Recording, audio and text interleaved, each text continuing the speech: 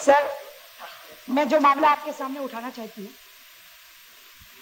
करीब 1-1.5 वर्ष से उत्तर प्रदेश और मध्य प्रदेश में राजनीतिक द्वेषवश जानबूझ करके कुछ राजनीतिक लोगों को कुचलने की और खास करके भारतीय जनता पार्टी के कार्यकर्ताओं को कुचलने की कुचेष्टा चल रही है, जिसका शिकार अभी करीब 15-20 दिन पहले खुद मेरा परिवार हुआ है।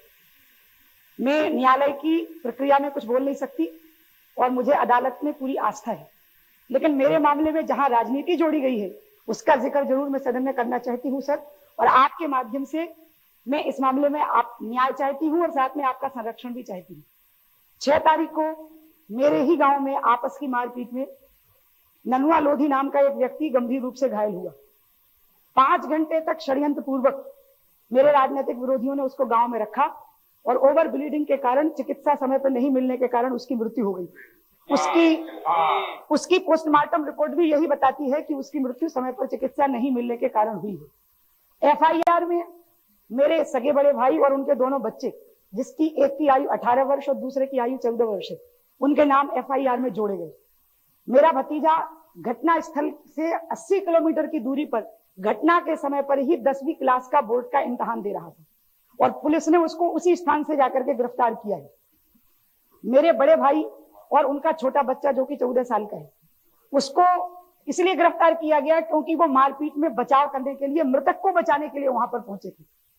जिस व्यक्ति की मृत्यु हुई है, स्वयं उसकी पत्नी ने अदालत में उपस्थित होकर के एफिडेविट दिया है कि उमा भारती के भाई और उमा भारती के भतीजों का मेरे पति की हत्या से कोई लेना देना नहीं है। मेरा भतीजा जो 80 किलोमीटर की दूरी पर उसी समय पर पेपर दे रहा था, उसके परीक्षा अधीक्षक ने लिख करके दिया है कि जो घटना का समय है ठीक उसी समय पर 80 किलोमीटर की दूरी पर 10th बोर्ड का गणित का अति महत्वपूर्ण पेपर वो बैठ करके दे रहा था। इसके बाद में भी मेरा भाई अभी जेल में है 302 में, मेरा 18 साल का भतीजा अभी जेल में है, मेरा 14 साल का भतीजा 3 दिन जेल में रखा गया, जबकि वो बच्चा है 14 साल का है, लेकिन उसको बड़ों की जेल में 3 दिन तक रखा गया। और मेरा जो सबसे छोटा भतीजा है जिसकी उम्र 8 साल की है, उसको पुलिस ने 24 घंटे अपनी हिरासत में रखा और जीप के अंदर बंद करके रखा और उसको मुर्गा बना करके, कई बार मुर्गा बना करके पीटा गया। उसके हाथ पांव खुद सूजे हुए लोगों ने जाकर के देखे, मैंने प्रेस रिपोर्टर्स को ले जाकर के दिखाए हैं, मध्य प्रदेश विधानसभा से जो डेलीगेशन गया था उसको ले जाकर के दिखाए हैं। सर, मैं ये मामला यहाँ इसलिए उठा रही हूँ क्योंकि मैं चाहती हूँ कि आप इस मामले में हमें संरक्षण दें और हम लोगों की छवि को खराब करने के कोर्ट ने क्या मेरा आग्रह सर आपसे ये है। सर, हमारे माननीय नेता इस संबंध में कुछ कहना चाहते हैं। आपने उमा भारती जी को ये मामला उठाने के लिए अवसर दिया, हम आपके आभारी हैं। और आपने जो कुछ सुना और सारे सदन ने जो कुछ सुना, उससे ये स्पष्ट है कि मामला गंभीर है। राजनीतिक विद्वेष के कारण, क्योंकि उमा भारती संसद की सदस्य है, भारतीय जनता पार्टी से संबंधित हैं, इसलिए कहीं कोई भी कांड हो जाए तो उनके घर वालों को गिरफ्तार करो, हत्या के जुर्म में फंसा दो। ये एक ऐसा मामला है कि जिस पर पूरे सदन को ध्यान देना होगा। और मैं चाहता हूं आप गृह मंत्री से कहें कि वे मध्य प्रदेश से सारी जानकारी एकत्र करके सदन को विश्वास में लें। इसका इलाज क्या है? आई एम सॉरी, मैं इसका इलाज मैं आपको बता दूं कि जब भी कोई किसी आदमी के खिलाफ कोई झूठी केस दाखिल की जाती है तो उसके खिलाफ अपील में आप दूसरे कोर्ट में जा सकते हैं। Well, there is a procedure. Otherwise, I would certainly help the member. ये तो आप सामान्य नियम की बात कह रहे हैं, कानून की बात कह रहे हैं। अब कोर्ट, लेकिन अगर पार्लियामेंट के मेंबर के कारण उसके परिवार वालों को परेशान किया जा रहा है, ये सही है या झूठ है, ये हम यहाँ पर दूसरी बाजू नहीं सुनते हुए कैसा निश्चित I'm sorry, I would like to help.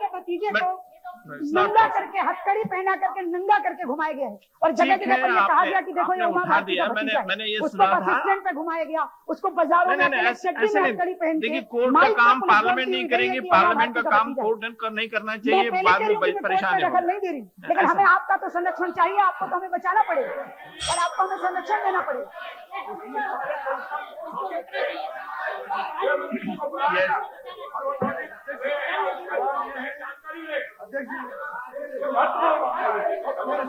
बहुत ही महत्वपूर्ण मामला है।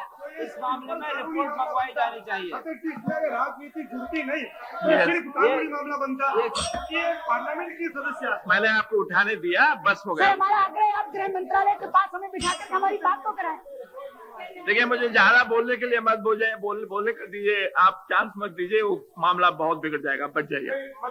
सर आप इस मामले की जांच को कराएं कि मेरे भतीजे को हथकड़ी पहना करके Please, घुमाते you have हुए highlighted कहा it गया कि more than कहा गया enough कि now, जो sir. आपका भतीजा है। इस तरह से लोगों को पिटनेगी क्या? This is not going on record. Yes. माननीय अध्यक्ष जी, 1 मार्च को दिल्ली के लाल किला मैदान में शांतिपूर्वक धरने पर बैठे किसानों के ऊपर लाठीचार्ज किया गया। बहुत गंभीर घटना है। 40 आदमियों को चौधरी महेंद्र सिंह टिकैत समेत जेल में ठूसा गया। 400 से ज्यादा गैस के गोले छोड़े गए। उनकी आंखें सूजी हुई थी, मैंने जेल में जाकर के देखा। और गंभीर रूप से घायल किसानों को भर्ती किया गया अस्पताल में। एक बड़े दुख की बात है कि एक किसान जानकी प्रसाद तिवारी की, जो बुलंदशहर जिले के रहने वाले हैं, बाद में जाकर के मृत्यु भी हो गई।